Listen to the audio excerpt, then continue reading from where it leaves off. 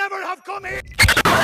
कहानी की शुरुआत होती है एक ब्रिटिश इकोलॉजिस्ट एडम हिचिंस से, जो अपनी वाइफ क्लेयर, उनके छोटे बच्चे फिन और डॉग इगी के साथ आयरलैंड शिफ्ट होते हैं। उनका नया घर एक ऐसे जंगल के पास है जिसे जल्द ही काटा जाने वाला है। एडम उस जंगल में रिसर्च के लिए जरूरी मटेरियल कलेक्ट करना चाहता है, इसलिए जब क्लेयर घर की मरम्मत शुरू करती है, एडम फिन और डॉग इगी को लेकर जंगल एक्सप्लोर करने निकल जाता है। जंगल में एक पेड़ के तने पर उसे काली स्लाइमी परत दिखती है, जिसे वह सैंपल के तौर पर स्क्रैप करने लगता है। तभी उसे ध्यान जाता है कि इगी काफी दूर चला गया है। जब एडम उसे बुलाता है तो डॉग लौटता नहीं, वह उसे ढूंढने निकल पड़ता है और इसी बीच फिन का पैसिफायर एक स्ट्रीम में गिर जाता है। इगी को ढूंढते हुए वह एक सुनसान स्ट्रक्चर तक पहुंचता है जो अधूरा बना हुआ है। कुछ जगहों पर छत ही नहीं है और अंदर की जगह मलबे से भरी हुई है। एक कोने में एक मरा हुआ जानवर पड़ा है जिसका शरीर अजीब पोज में दीवार से चिपका हुआ है। एडम ग्लव्स पहनकर मैग्नीफाइंग ग्लास से उस डेड एनिमल को ऑब्जर्व करता है। उसकी पीठ पर लंबा सा घाव है जिसमें वही काला स्लाइमी सब्सटेंस भरा हुआ है। उधर हिचिंस के घर पर कॉलम डॉनली नाम का एक आदमी अपने बेटे के साथ आता है। क्लेयर जैसे ही उसकी गाड़ी देखती है, एक लंबी सांस छोड़ती है। ये पहली बार नहीं है जब वो आया है। कॉलम एडम की जंगल में रिसर्च से नाखुश है, उसे ये इलीगल और डेंजरस लगता है। क्लेयर उसे टालने के लिए कहती है कि वह एडम को आपसे मिलने भेजेगी और कॉलम जबरदस्ती करता है कि ये आज ही हो। थोड़ी देर बाद एडम पीछे के रास्ते से घर लौटता है और अपने सैंपल को लेकर काफी एक्साइटेड होता है। माइक्रोस्कोप में वह देखता है कि एक सेल दूसरे सेल को अटैक कर रहा है और दूसरा सेल भी इन्फेक्ट हो रहा है। उधर क्लेयर फिन को सुला रही होती है, तभी छत से काला स्लाइम टपक कर फिन के ब्लैंकेट पर गिरता है। वह एडम को छत चेक करने के लिए कहती है। एडम ऊपर जाता है, लेकिन स्लाइम के सोर्स को नोटिस किए बिना पुराने रिकॉर्ड्स देखने में लग जाता है और एक कोने में से ब्लैक स्लाइम बालों की तरह उग रहा होता है। एडम क्लेयर को बताता है कि छत में सब कुछ ठीक है, शायद छत से जो लीक हो रहा है वो सिर्फ ह्यूमिडिटी की वजह से है। फिर भी वो अपने काम को लेकर इतना एक्साइटेड होता है कि क्लेयर को एक फंगस की फोटो दिखाता है, एक पैरासिटिक फंगस जिसका नाम है कॉर्डिसेप्स। वो समझाता है कि ये फंगस एक तरह के ट्रोजन हॉर्स की तरह काम करता है, जो चींटी की खोपड़ी में घुसकर उसके दिमाग को कंट्रोल करता है और फिर पूरे कॉलोनी में अपने स्पोर्स फैला देता है। क्लेयर को ये सब बहुत डिस्गस्टिंग लगता है, लेकिन एडम फंगस के बारे में बात करते हुए इतना इंग्रोस्ड हो जाता है कि उसका मूड रोमांटिक हो जाता है। क्लेयर भी धीरे धीरे उस मूड में आ जाती है, लेकिन तभी बेबी मॉनिटर से फिन के रोने की आवाज आती है जो अचानक तेज होकर चीख में बदल जाती है। क्लेयर तुरंत ऊपर भागती है, तभी एक जोरदार आवाज होती है जैसे कांच टूटने की। जैसे ही वो दरवाजा खोलती है, फिन को गोद में उठा लेती है। एडम कमरे में टूटे हुए लैंप और शैटर्ड विंडो ग्लास को देखता है और अंदाजा लगाता है कि किसी ने खिड़की में कुछ फेंका है। बाहर कोई नहीं दिखता, लेकिन उसे शक है कि ये सब कॉलम डॉनली ने किया है, क्योंकि एडम उससे मिलने नहीं गया था। थोड़ी देर बाद पुलिस आती है, लेकिन कोई खास मदद नहीं करती। वो इसे बस किसी कंफ्यूज्ड बर्ड का काम बताकर टाल देती है। क्लेयर उन्हें समझाने की कोशिश करती है कि इस नेबरहुड में उन्हें कभी अच्छे से वेलकम नहीं किया गया। पुलिस वाला खुद भी यही मानता है और कहता है कि यहाँ के लोग बहुत सी सुपरस्टिशंस में बिलीव करते हैं। उनके अनुसार वो जंगल द हॉलो का है, एक मिथिकल प्रजाति जिसमें फेरीज और गॉब्लिन्स जैसे जीव होते हैं। एडम ये सुनकर हंसता है और पुलिस वाले की बातों को बेवकूफी मानता है, लेकिन पुलिस वाला एक और बात बताता है। कॉलम की छोटी बेटी कोरा एक दिन जंगल में खो गई थी और कभी नहीं मिली। कॉलम आज भी मानता है कि उसकी बेटी को जंगल के जीव उठा ले गए। पुलिस के जाने के बाद एडम बैकयार्ड में जाकर विंडो के फोटोज लेने लगता है। तभी झाड़ियों में कुछ हरकत होती है। वो कैमरा उस तरफ करता है और फ्लैश मारता है। एक पल के लिए उसे ग्लोइंग आईज वाली अजीब सी शेप दिखती है, लेकिन वो पल भर में गायब हो जाती है। एडम सोचता है शायद ये उसका इल्यूजन था। तभी डॉग इगी अचानक शेड की तरफ ग्राउल और बार्क करने लगता है, जिससे एडम और अलर्ट हो जाता है। एडम जब उस पुराने शेड के पास पहुंचता है तो उसे अंदर से किसी इंसान जैसी धीमी सिसकने की आवाज सुनाई देती है। वह डरते डरते झांकता है, लेकिन वहाँ सिर्फ कबाड़ नजर आता है। जैसे ही वह वहाँ से जाता है, दरवाजा खुद ब खुद चरमराकर खुलता है और अंदर से एक ह्यूमन बेबी की हल्की रोने की आवाज आती है। अगले दिन एडम क्लेयर से वादा करता है कि वो आज कॉलम से बात करेगा, लेकिन पहले उसे टूटी हुई खिड़की ठीक करवानी है। फिर वह फिन को लेकर टाउन जाता है, जबकि क्लेयर डॉग इगी के साथ घर पर रुकती है। जब क्लेयर बेबी का रूम साफ कर रही होती है, उसे एक चादर पर काली जमी हुई स्लाइम दिखती है जो अब किसी डरावने फंगस में बदल चुकी है। उसे इस बात का अंदाजा नहीं होता कि इगी बार बार झाड़ियों की तरफ देख रहा है और इस बार वह जंगल की ओर चला जाता है। उधर एडम टाउन में ग्लेजियर थॉमस के पास पहुंचता है, जहां लोग उसे जिज्ञासा भरी निगाहों से घूरते हैं। थॉमस बिना किसी भूमिका के सुपरनैचुरल बातों पर उतर आता है। वो बताता है कि जो बर्ड उन्होंने देखा था वो दरअसल द हैलो की एक मैनिफेस्टेशन है, जो अब जंगल से निकलकर उनके घर तक पहुंच चुकी है। वो खिड़की तो ठीक कर देगा, लेकिन चेतावनी देता है कि बिना एक खास मेटल पार्ट के इसका कोई असर नहीं होगा। इसी बीच कॉलम अचानक अपने बेटे के साथ क्लेयर के घर आ धमकता है। उसकी गुस्से भरी मौजूदगी क्लेयर को डरा देती है। वह उसे डांटता है कि उसकी चेतावनियों को अनदेखा किया गया है। वो जेब में हाथ डालता है जिससे क्लेयर घबरा जाती है, लेकिन वह सिर्फ एक पुरानी किताब उसे देने आया होता है। किताब देकर वह चला जाता है। वापसी में एडम एक गिरी हुई खिलौना उठाने के लिए झुकता है और लगभग कॉलम को टक्कर मार देता है जो फार्म में जा रहा था। फिर जंगल में गाड़ी अचानक खराब हो जाती है, टेप अजीब आवाजें करने लगती है और खिड़की फिर से टूट जाती है। एडम बोनट खोलता है तो उसमें काले स्लाइम की परत होती है। वह टूल्स लेने पीछे जाता है, तभी कोई उसे धक्का मारकर ट्रंक बंद कर देता है।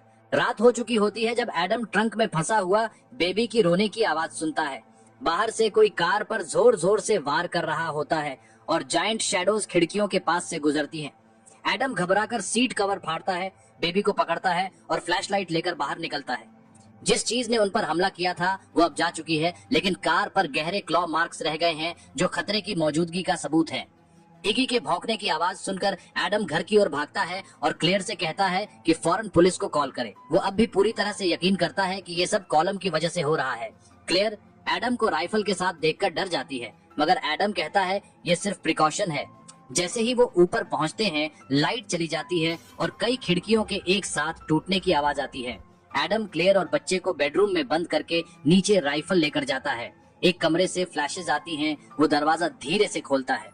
अंदर से एक तेज चीख सुनाई देती है और वो घबराकर गोली चला देता है, जिससे क्लेयर ऊपर डर जाती है। लेकिन तुरंत उसे एहसास होता है कि वहाँ कोई नहीं है। ये आवाज सिर्फ दरवाजे के क्रीक और कैमरे की फ्लैश थी। अब घर पूरी तरह उलट पलट चुका है, जिससे साफ है कि कोई वहाँ घुसा था।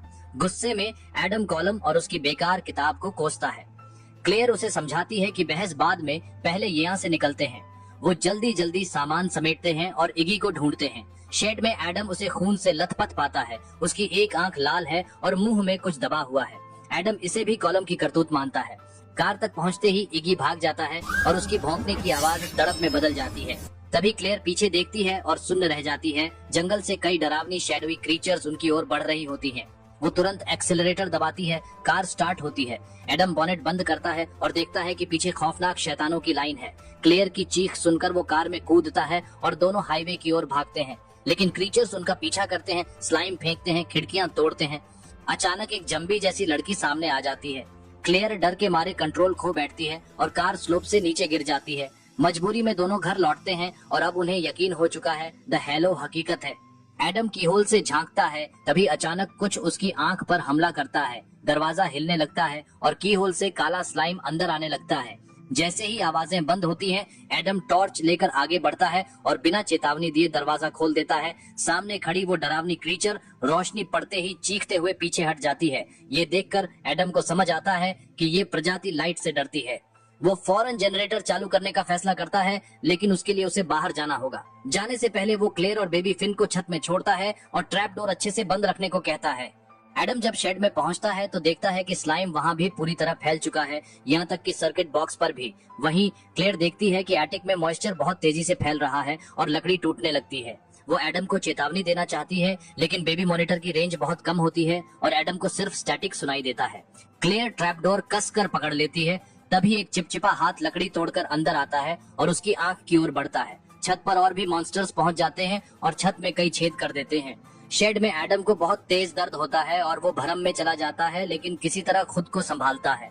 जब क्रीचर का पंजा क्लेयर की आंख के पास पहुंचने वाला होता है, तभी एडम जनरेटर चालू कर देता है। लाइट आते ही सारे मॉन्स्टर्स गायब हो जाते हैं और क्लेयर राहत की सांस लेती है। एडम एक आयरन रॉड छूता है तो उसके हाथ में चोट लगती है और उसकी हथेली से स्लाइम निकलता है। घर लौटकर वो देखता है कि अब लाइट उससे भी सहन नहीं हो रही। वो कंटेमिनेटेड हो चुका है। वो बिना कुछ बताए आंख पर पैच लगाता है और क्लेयर से विंडोज पर आयरन बीम्स लगाने में मदद मांगता है। क्लेयर नोटिस करती है कि एडम आयरन बीम्स को छूता नहीं और शक होने लगता है। थोड़ी देर बाद वो देखती है कि एक मॉन्स्टर शीशे के पार दिखाई देता है, लेकिन अंदर नहीं आ पाता। एडम बताता है कि जनरेटर ज्यादा देर तक नहीं चलेगा और बेबी को एक कैबिनेट में रख देता है। साथ में बेबी मॉनिटर छोड़ता है। क्लेयर को यह आइडिया पसंद नहीं आता, लेकिन सुरक्षा को देखते हुए मान जाती है। एडम किताब पढ़ता है जिसमें फेक चाइल्ड का जिक्र होता है। उधर क्लेयर का शक बढ़ता जाता है, खासकर जब वो फिन को देख नहीं पाती। वो धीरे से कैबिनेट खोलती है, लेकिन चीख पड़ती है। एक क्रीचर उसके बच्चे को उठाकर दीवारों में घुस जाता है। दोनों घबरा जाते हैं और रोते हुए फिन की आवाज का पीछा करते हैं। एडम छत में किडनैपर को ढूंढ लेता है, लेकिन जैसे ही वो बेटे को लेने जाता है, एक और मॉन्स्टर का पंजा छत से आता है और उसके चेहरे को बुरी तरह घायल कर देता है। एडम लड़खड़ाता हुआ ट्रैपडोर से नीचे गिर पड़ा और जोर से फर्श पर आकर धड़ाम से टकराया। तभी वह क्रीचर फिन को उठाकर ले भागा। क्लेयर फौरन नीचे उतरी और उस डरावने क्रीचर का पीछा करते हुए जंगल की तरफ भागी। बेबी मॉनिटर की आवाज सुनकर रास्ता खोजने की कोशिश करती रही। उसकी सांसें तेज थीं और दिल धड़क रहा था, पर फिन को बचाने की उम्मीद उसे आगे बढ़ाती रही।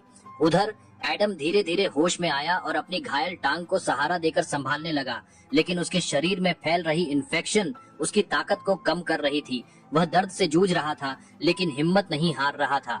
इसी बीच क्लेयर ने एक लेक में तैरता हुआ फिन का कंबल देखा।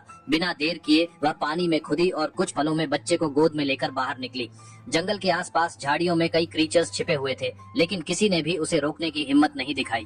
क्लेयर और बच्चा सुरक्षित घर लौटे, पर जब एडम ने फिन को लेने के लिए हाथ बढ़ाया तो क्लेयर थोड़ी देर के लिए झिनकी। फिर भी उसने एडम पर भरोसा किया और बच्चे को उसके हाथों में दे दिया। मगर थोड़ी देर बाद एडम ने कहा, ये हमारा बच्चा नहीं है। क्लेयर ने उसे एंट्स की कहानी सुनाई और कहा कि फंगस उसकी सोच पर असर कर रहा है, लेकिन एडम जोर देकर कहने लगा कि ये बच्चा फॉल्स चाइल्ड है। उसने क्लेयर को धक्का दिया और फिन की तरफ कील लेकर बढ़ा। एडम को फिन का चेहरा बदलता हुआ दिखाई दिया, लेकिन तभी क्लेयर ने पीछे से उसे मारा और बच्चा लेकर भाग गई। क्लेयर दौड़ी और शेड में जाकर खुद को अंदर लॉक कर लिया। बाहर से एडम चिल्लाया, ये बच्चा शैतान है, असली फिन इतनी आसानी से वापस नहीं आता। उसकी आवाज बदल रही थी और क्लेयर दरारों से देख सकती थी कि उसका चेहरा धीरे धीरे म्यूटेट हो रहा है। एडम दरवाजा तोड़कर अंदर आया, पर क्लेयर ने उसकी तरफ लाइट मारा और एक लंबी साइथ लेकर खुद को बचाया। एडम अब हैलो का हिस्सा बन चुका था। उसके शरीर से फंगस बाहर निकल रहे थे। क्लेयर को उस पर दया भी आई, पर जब उसने उसका पैर पकड़ लिया तो उसने उसे छोड़ने का फैसला किया। वह कैमरा लेकर भाग गई। एडम अब लगभग पूरी तरह बदल चुका था, फिर भी जिंदा था।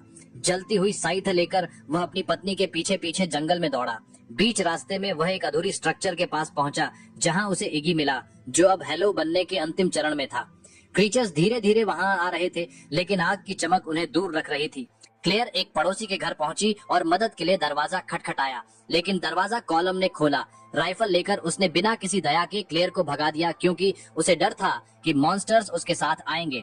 उधर एडम टूटे हुए स्ट्रक्चर के अंदर टॉर्च लेकर क्रीचर्स के बीच से निकलकर एक छोटी लड़की तक पहुंचा, जो पूरी तरह बदल चुकी थी। उसके हाथ में एक बच्चा था। एडम ने समझ लिया कि ये कॉलम की बेटी कोरा है और बच्चा असली फिन है। जब उसने हाथ बढ़ाया तो कोरा ने अपनी उंगलियां खोलकर वह पैसिफायर दिखाया जो पहले स्ट्रीम में गिरा था। एडम करीब आने की कोशिश करता है, लेकिन कोरा गुस्से में उससे ग्राउल करती है। जंगल में खोई हुई क्लेयर कैमरा के फ्लैश की रोशनी का इस्तेमाल करके रास्ता खोजती है और क्रीचर्स को दूर रखने की कोशिश करती है। जैसे ही वह ऊपर पेड़ों की टहनियों पर कई मॉन्स्टर्स दिखने लगते हैं, कैमरे में लो बैटरी का बीप सुनाई देता है। तभी एक मॉन्स्टर अचानक उसके सामने छलांग लगाता है और वह जल्द ही चारों तरफ से घिर जाती है। वह बार बार फ्लैश चलाकर हेलोस को दूर भगाती रहती है, लेकिन उसे समझ नहीं आता कि क्या करना चाहिए। थोड़ी देर बाद वह चक्कर खाकर नीचे एक ऐसे इलाके में गिर जाती है जहां उसे और भी आसानी से फंसाया जा सकता है। जैसे जैसे बीस्ट उसके करीब आते हैं, वह देखती है कि कैमरा पूरी तरह से बंद हो चुका है। तभी एक परिचित आवाज उसका नाम लेकर पुकारती है। वह एडम निकलता है, गोद में एक बच्चा लिए, और कहता है कि ये असली फिन है।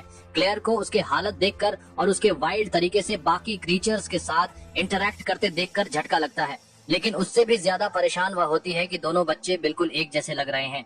एडम उससे एक्सचेंज करने के लिए विनती करता है और उसके बाद आने वाले हर मॉन्स्टर से लड़ता है। तभी एक क्रीचर की क्लॉ उसकी पीठ में घुस जाती है। समय कम होने को है तो क्लेयर जो बच्चा उसके हाथ में है उसे वहीं छोड़कर दूसरे बच्चे को उठाकर भाग जाती है। एडम अभी भी जिंदा होता है। जैसे ही सूरज निकलता है और उसकी पहली किरणें जमीन पर गिरती हैं, वह बेचैनी से देखता है और एक आंसू गिरा देता है, क्योंकि वह सही था। फेक चाइल्ड लाइट से करोड़ होकर अपनी असली फॉर्म में लौटता है और फिर राख बन जाता है। एडम अपनी आखिरी सांस लेता है और क्लेयर सुरक्षित घर लौटती है। कुछ समय बाद जंगल की कटाई शुरू हो जाती है और हम देखते हैं कि ट्रक पर रखे लॉग्स पूरी तरह काले स्लाइम से ढके हुए हैं। इसी के साथ ये मूवी यही खत्म होती है। अगर आपको हमारा एक्सप्लेनेशन अच्छा लगे तो वीडियो को लाइक करें।